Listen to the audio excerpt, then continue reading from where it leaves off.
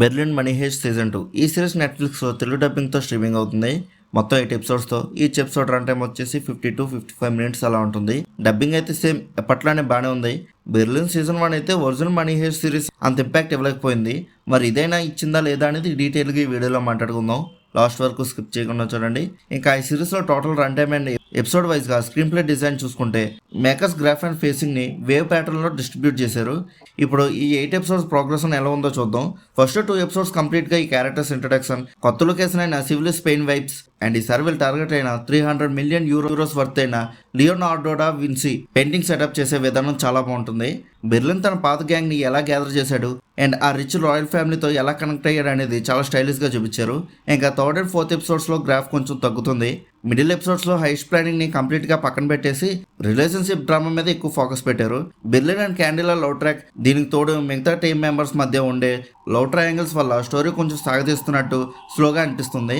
Thrilling elements తగ్గి pure romantic drama ఎక్కువయ్యి facing తగ్గుతుంది. 5th and 6th ఎపిసోడ్స్ లో సిరీస్ మళ్ళీ ట్రాక్ ఎక్కుతుంది. బెర్లిన్ టీమ్ ని బ్లాక్ మెయిల్ చేయడం స్టార్ట్ అయినప్పుడు సిరీస్ లోకి original revenge and mind games angle enter అవుతుంది. బెర్లిన్ తన టీం ని కాపాడుకోవాలి, ప్లస్ పెయింటింగ్ ని కూడా కొట్టేయాలి. అప్పుడు ఇక్కడ వచ్చే అన్ఎక్స్పెక్టెడ్ ట్విస్ట్ మాత్రం హైలైట్ గా ఉంటాయి. ఇంకా లాస్ట్ 2 ఎపిసోడ్స్ అయితే సిరీస్ కి మేజర్ బ్యాక్ బోన్. చివరి అరగంటలో జరిగే actual painting robbery execution and మన గ్లోబల్ ఫేవరెట్ అయిన ప్రొఫెసర్ క్యామియో అండ్ ఎండింగ్ లో ఒక ఎమోషనల్ క్యారెక్టర్ డెత్ ట్విస్ట్, ఇవన్నీ కలిసి క్లైమాక్స్ పీక్స్ తీసుకెళ్తాయి. సిరీస్ ఎండ్ అయ్యేసరికి ఒక పర్ఫెక్ట్ హై అండ్ సాటిస్ఫాక్షన్ ఇస్తుంది. ఇప్పుడు మెయిన్ మ్యాటర్ లోకి వస్తే, నేను స్టార్టింగ్ లో చెప్పినట్టు ఇది completely full length crime action thriller మాత్రమే కాదు. ఎగ్జాక్ట్ గా చెప్పాలంటే 20% హైస్ట్ ఉంటే 80% డ్రామా అండ్ రొమాన్స్ ఉంటుంది. కానీ ఈ 80% డ్రామా అనేది కేవలం ల్యాగ్ మాత్రమే కాదు, ఇందులో ఎమోషన్ని సాలిడ్గా డీకోడ్ చేశారు. మెయిన్గా బెర్లిన్ క్యారెక్టర్లోని క్లాసిక్ మనీ హెయిస్ట్ షేడ్స్ని టార్గెట్ చేశారు. అంటే నార్మల్గా చూస్తే లవర్ బాయ్లా కనిపిస్తూనే తన టీం జోలికి ఎవరైనా వస్తే చాలా క్రూయల్గా అండ్ టాక్సిక్గా మారుతాడు అనే ఎక్స్ట్రీమ్ ఎమోషన్ పీక్స్లో చూపించారు. టీం మెంబర్స్ మధ్య ఉండే internal loyalty, cheatings and jewellery వల్ల వచ్చే ఇండివిజువల్ డ్రామా సీన్స్ థ్రిల్లర్ లవర్స్కి కొంచెం స్లోగా అనిపించినా క్యారెక్టర్స్ ఆర్క్ ఎలివేట్ చేయడానికి పర్ఫెక్ట్గా యూజ్ అయ్యాయి.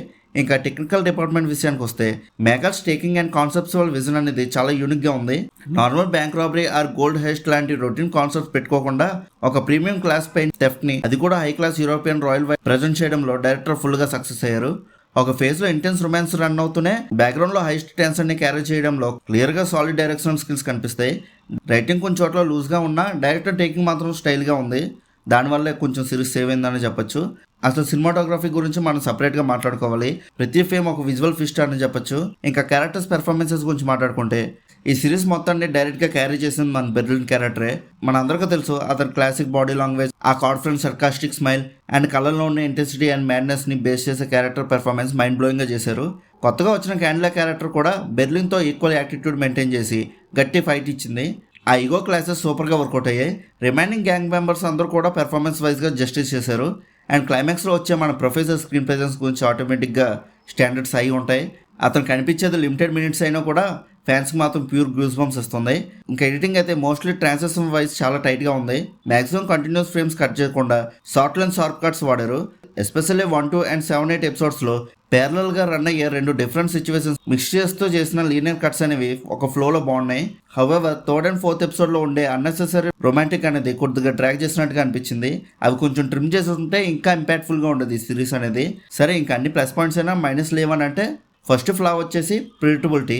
మిడ్ ఎపిసోడ్స్లోకి ఎంటర్ అవగానే ట్విస్ట్ అండ్ ఎండింగ్ ఫార్మేట్స్ అనేవి చాలా క్యాజువల్గా అనిపించవచ్చు, బికాస్ ఇంట్స్ అనేవి ఎక్కువయ్యాయి. సెకండ్ ఫ్లా వచ్చేసి లాజిక్స్ మిస్ అవ్వడం.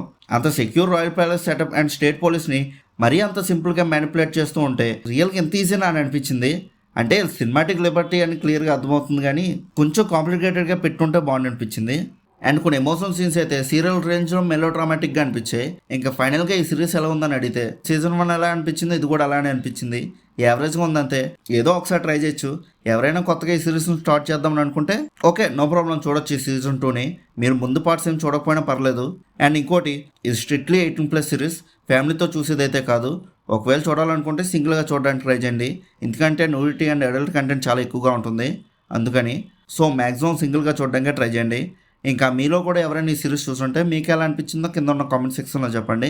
అలానే movie updates and movie reviews కోసం మన సినిమా ఛానల్ని సబ్స్క్రైబ్ చేసుకొని బెల్ ఐకాన్ కూడా ఆన్ చేసి పెట్టుకోండి. మా వీడియోస్ని మీరు మిస్ అవ్వకుండా చూడగలుగుతూ ఉంటారు. ఇంకా మళ్ళీ మనం నెక్స్ట్ వీడియోలో కలుసుకుందాం. బాయ్.